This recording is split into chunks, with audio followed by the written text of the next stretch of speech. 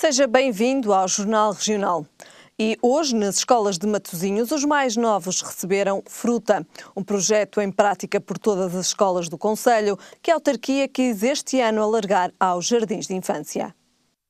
Passam poucos minutos das 10 da manhã e na escola EB1 da Barranha a agitação já se nota nos corredores. É hora da fruta, fresca e da época, aqui e de resto em todas as escolas de Matosinhos. Hoje não é um dia normal, o presidente da autarquia está de visita à escola para ver este momento. É muito importante que nós consigamos dar-lhes sabores a provar, incutir-lhes a alegria de comer fruta e perceber, ou fazer perceber que estes alimentos são alimentos igualmente saborosos e, portanto, tentar captar através destas iniciativas o gosto e o hábito da fruta. O projeto abrange 8.100 crianças do concelho e já está em prática há vários anos. Este ano letivo começou no dia 9 de outubro. Na prática, é feita a distribuição de fruta e de produtos hortícolas 2 vezes por semana e, claro está, de forma gratuita. Um projeto que não nasce da crise, mas que pode representar um contributo para atenuar os seus efeitos. Não, este projeto já existe muito antes da crise. Este é um projeto em que nós teimamos em fazer educação alimentar às crianças. Portanto, não tem nada a ver com a crise, nem foi reforçado com a crise. A única coisa que nós vamos melhorando todos os anos, à medida que vamos aprendendo, é a forma como fazemos a ligação entre as crianças e a fruta. E para muitos também é um reforço alimentar, convenhamos, nesta altura também acaba por ser um reforço alimentar. Este ano o projeto foi alargado pela autarquia aos jardins de infância. A distribuição de fruta e produtos hortícolas pelos mais novos é, aliás, recomendada pela própria União Europeia a fim de combater problemas de saúde relacionados com a má alimentação na infância, como a diabetes e a obesidade infantil. Ficamos agora com a síntese das notícias regionais. A Câmara do Porto quer vender por concurso público 5 apartamentos T4 situados no bairro municipal de Santa Luzia, prevendo assim angariar mais de 395 mil euros. Segundo o diretor municipal de Finanças, o procedimento para a venda será através da comercialização direta de 5 frações autónomas destinadas à habitação, que vai acontecer por sorteio.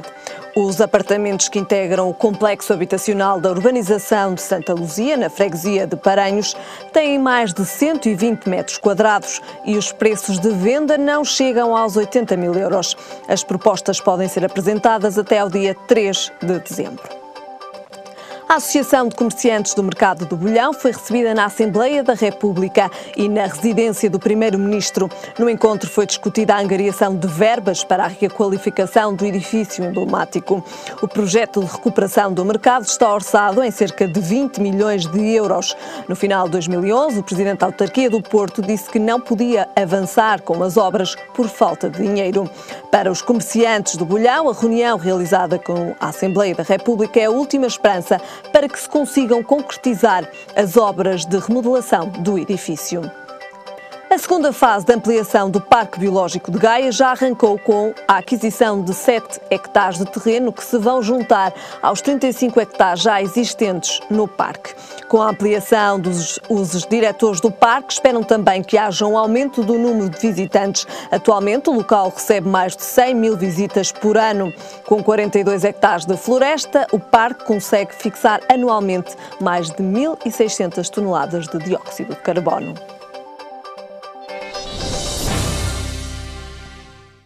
Dezenas de alunos da freguesia de Golpilhas foram distinguidos numa cerimónia onde receberam um prémio monetário. Um esforço da junta que a autarquia gaiense vê com bons olhos e até recomenda a outras freguesias. São 101 os alunos que fazem parte do quadro de honra e excelência das escolas de Vila Nova de Gaia e que residem na freguesia de Golpilhas. A freguesia distinguiu e agraciou estes alunos com um prémio monetário de 100 euros. A iniciativa acontece há 7 anos nesta freguesia gaiense e permeia desde então os melhores alunos do 6º ao 12º ano. Uma ajuda que pode significar muito não só para os alunos, mas também para as famílias. É um grande esforço que a Junta de Freguesia de Golpilhas faz e eu gostaria de evidenciar isto numa altura de fortes constrangimentos financeiros para as famílias. Todo este tipo de apoios é bem-vindo e é desejado. Contas feitas, o orçamento que vem do Estado para as juntas não seria suficiente para esta iniciativa, mas a transferência de dinheiros da autarquia, que ascende aos 5 milhões de euros para as 24 juntas do concelho, permite mais opções, desta feita sociais e, segundo o vereador da Educação, um exemplo a seguir. Sim, isso é muito importante, de facto, que haja um reconhecimento daquilo que é o mérito do aluno. E a Junta de Freguesia, com o nosso apoio, percebeu isso. Nós só temos que incentivar esta iniciativa, porque de facto é um reconhecimento do esforço, de uma parte importante da vida na formação humana, e se calhar até mais vital naquilo que vem a ser os homens e as mulheres da amanhã, e acho que este tipo de iniciativas devem ser apoiadas e até deviam ser alargadas a outras freguesias do concelho. Mesmo em tempos de crise, o autarca local garantiu que esta é uma iniciativa para continuar na freguesia. Neste momento para nós é muito complexo fazer a atribuição deste prémio, que são 100 euros por aluno. Este ano é o ano que temos mais alunos, temos 101 alunos. O orçamento autárquico, ao nível de juntas e câmaras, todos sabem que está muito complexo, mas isto é uma questão de opção e, portanto, enquanto eu puder, enquanto autarca desta terra, com certeza que vamos manter. Esta foi a edição em que mais alunos receberam a distinção de mérito. Para o ano, há mais. O Centro de Dia de Vilar de Andorinho acolhe diariamente cerca de 30 idosos da freguesia. Durante o dia têm ao dispor várias atividades e também fazem parte de projetos intergeracionais. Mas a instituição acredita que um lar de terceira idade poderia dar uma maior resposta aos problemas dos idosos. São histórias de vida muito diferentes, mas que se cruzam diariamente no Centro de Dia de Vilar de Andorinho. O dia é passado entre atividades lúdicas e físicas. São cerca de 30 os idosos que aqui passam os dias. No rosto têm as marcas do passar dos anos. Nas mãos, a agilidade ainda é uma característica. É com essas mãos que bordam, costuram e pintam. E são todos alunos aplicados. Variadas, desde culinária, costura, artesanato, leitura, práticas de escrita, matemática, diversas, incluindo também a piscinas, ginástica e projetos intergeracionais que temos vindo a desenvolver, que é em parceria com escolas ou outras instituições de adolescentes em risco, e fazemos algumas atividades aqui e outras fora na instituição. Curiosos, sim, também querem aprender mais. Uma instituição que surgiu fruto de várias parcerias e em novembro de 2004 abriu o Centro de Dia para dar resposta aos problemas sociais da freguesia e um ano depois abriu o Jardim de Infância da instituição, dando assim o suporte básico a muitas famílias de Vilar de Andorinho. E o Centro de Dia pretende dar acompanhamento aos mais idosos. No Centro de Dia temos neste momento 30 idosos, também alguns com muitas dificuldades, sem retaguardas familiares. Temos protocolo com a Segurança Social para 20 e quer dizer que estamos com 30, que estão 10 a descoberto, o que significa que também neste caso, se tivéssemos instalações para mais pessoas, mais aqui teríamos.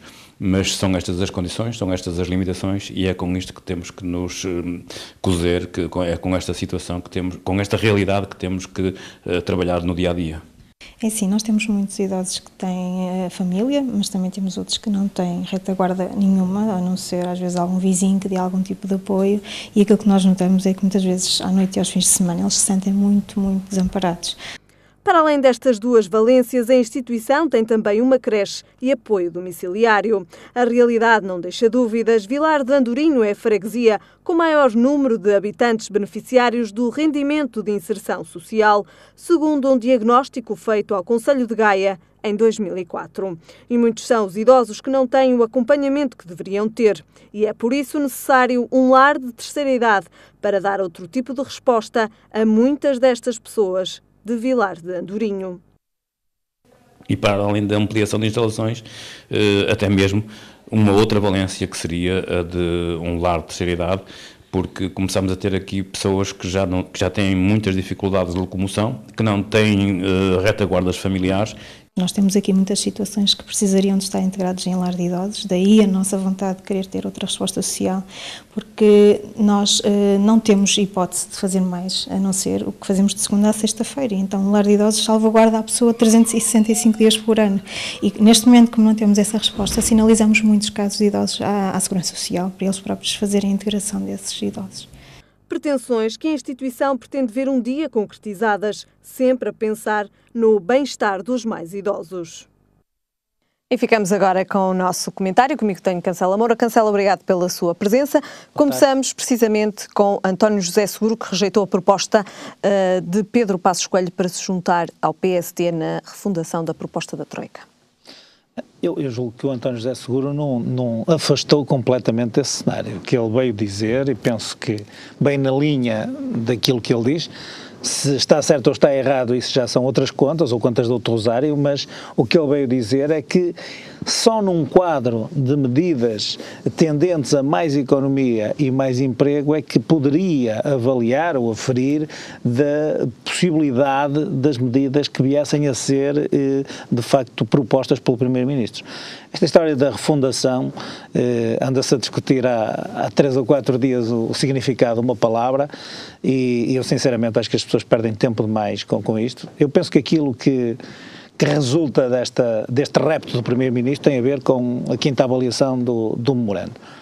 E o que ele quis dizer foi que, efetivamente, estão esgotadas todas as possibilidades, ou estão quase no limite, os cortes de despesa pública. Aquilo que neste momento poderá ocorrer como últimas medidas serão no Orçamento de 2013, e aquilo que ele pretende é que o espírito que levou à assinatura do memorando seja, no fundo, se retorne a essa vivência democrática, lembrando que os partidos do arco do poder, o PS, o PSD e o CDS, que representam cerca de 85% da população, pudessem eles próprios ter um compromisso para avaliar aquilo que possam ser as funções do Estado e daquele que nós chamamos e designamos por Estado Social. Porquê? Porque nós estamos a falar de um compromisso que não é do partido A ou do partido B, não é do PSD, não é desta maioria, mas é um compromisso do Estado com o país que durará, obviamente se pretenderá que dure, não por uma legislatura ou duas, mas que efetivamente seja uma medida de fundo para aquilo que possa ser, de facto, para o futuro de Portugal, e nomeadamente aquilo que seja a função do próprio Estado relativamente aos cidadãos, em troca dos impostos que esses cidadãos pagam. Portanto, eu julgo que pelo menos esta preocupação de reformar o Estado é a única, penso que é uma parte positiva de toda esta discussão. Muitas vezes nós só nas adversidades é que efetivamente refletimos a sério sobre os nossos problemas, e eu penso que aquilo que o Primeiro-Ministro está a fazer é lançar um repto sério de que se eventualmente comece a discutir o que é que os portugueses querem que o Estado dê em troca do pagamento dos seus impostos. António José Seguro rejeitou o desafio e disse que a refundação que o PS defende é a da redução das suas ideias e do seu caminho. Como é que poderemos interpretar estas declarações de António José Seguro relativamente a este repto que Pedro Passos Coelho fez? Eu acho que o líder do Partido Socialista, alguns têm dito com alguma graça que ele faz a oposição como se não tivesse havido ontem. E aquilo que eu às vezes de facto não consigo perceber é que, efetivamente, o António José Seguro, independentemente de estarmos a falar da herança do governo anterior, lidera um partido, e neste momento o maior partido da oposição, que efetivamente foi o principal responsável da situação que nós estamos a viver neste momento. Aliás, eu já disse por várias vezes que são réus neste processo aqueles que neste momento não estão no governo. E, portanto, julgo que ele nos últimos dias, até para justificar esta posição de ruptura, de voto contra o Orçamento de Estado, escreveu uma carta aos militantes onde diz: nós não somos os autores, nós não não somos os cúmplices desta política de austeridade e, portanto, nós ou não queremos ser cúmplices desta política de austeridade. Eu diria ao contrário. Eu julgo que eles são os principais responsáveis e não podem deixar de, efetivamente, colaborar no governo em erros irreparáveis com este governo, efetivamente, e com o país, no sentido, efetivamente, de poderem atalhar caminho para uma situação calamitosa de pré-ruptura financeira, de quase bancarrota, em que o país se encontrava um ano atrás. Acha que seria fundamental haver, digamos assim, também esta abertura por parte de António José Seguro e por parte do Partido Socialista nesta refundação proposta por Pedro Passos Coelho? Eu acho que não vai, segundo eu estou a perceber, existe já uma preparação de uma posição. Para já o voto contra no Orçamento de Estado e depois existe um certo distanciamento relativamente a estas propostas do Primeiro-Ministro que são justificadas com esta falta de medidas de mais emprego ou para maior emprego e mais medidas tendentes a impulsionar a economia. Julgo que também ele antecipou algumas alterações relativas à revisão da Constituição que efetivamente possam ter sido anunciadas ou pré-anunciadas pelo Primeiro-Ministro, que disse que em algumas circunstâncias poderiam eventualmente alguns aspectos da Constituição terem que ser revistos com esta refundação. Nós basicamente estamos a falar de cortes, por exemplo, da saúde, da educação, da segurança social, talvez também na justiça, mas que efetivamente para o ano que vem aquilo que poderá acontecer serão as últimas medidas nesse sentido, porque as pessoas por um lado não querem cortar a despesa pública, mas depois não querem que se encerre serviços públicos e eu confesso que de facto tem que haver aqui um equilíbrio. Não se pode estar a fechar, como se fechou, maternidades, hospitais, escolas, só em nome de critérios meramente económicos, ou não se pode estar a reduzir freguesias só porque a Troika diz que existem muitas freguesias. Um orçamento é feito para as pessoas, tem que ser feito a pensar nas pessoas. Agora, eu julgo que esta dicotomia entre aquilo que os cidadãos pagam ou estão dispostos a pagar, como diz o Ministro das Finanças, sobre aquilo que eventualmente o Estado possa oferecer, entre aspas, julgo que é uma discussão muito interessante de que o Partido Socialista não se pode mentir. Eu acho que esta posição do António José Seguro é uma posição um bocadinho inconsciente relativamente ao facto de até o Partido Socialista ser um partido da área do poder, que poderia ele próprio, no poder ou na oposição, ter que ter esta responsabilidade. Oposição. E António José Seguro vai mais longe e considerou ser a confissão de que a política do governo falhou. Está aqui a considerar que este pedido é um ato de contrição do governo? Não, ele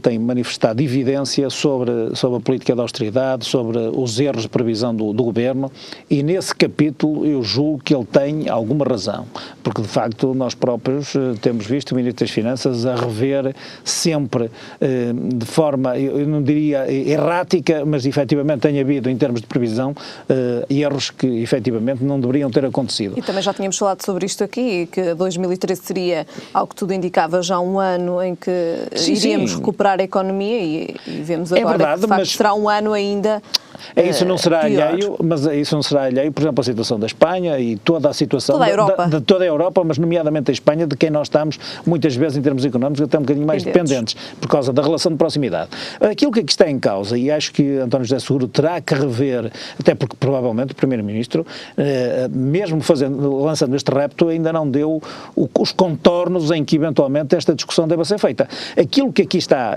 em causa é uma redução da despesa do Estado de 4 mil milhões de euros até 2014.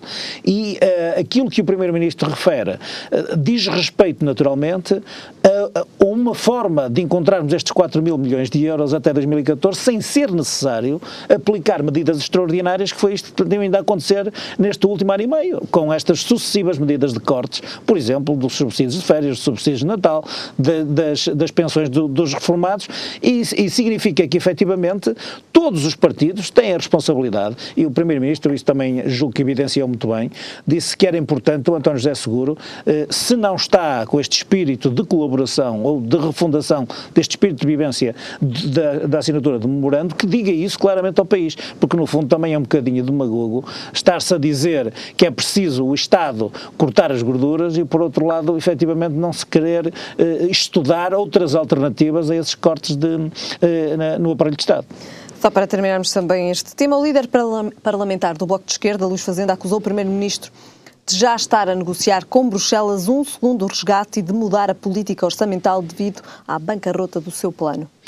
Olha, declarações preferidas hoje na Assembleia da República no debate do Orçamento de Estado. No debate do Orçamento de Estado. Eu tive a oportunidade de ver um flash de resposta a essa interpelação do Luís Fazenda e o Primeiro-Ministro disse que seria absolutamente absurdo, efetivamente, estar a negociar um segundo pedido de resgate ou a preparar esse segundo pedido de resgate quando ele próprio estava empenhadíssimo em aprovar um orçamento que efetivamente retirasse o país desta situação extraordinária de poder solver as suas responsabilidades dentro do plano previsto. E isto vai dar, ou vai, no fundo, desembocar sempre naquela história de mais tempo e mais juros que teríamos que pagar. Portanto, aquilo que o Primeiro-Ministro tem vindo a defender é que nós rapidamente deveríamos cumprir o calendário com a Troika, no sentido de que nos fosse permitido entrar nos mercados com relativa celeridade ou cumprindo o calendário com que assinamos a Troika e não termos mais encargos. A partir do momento que haja de facto uma derrapagem desse calendário, significará mais encargos para o Estado.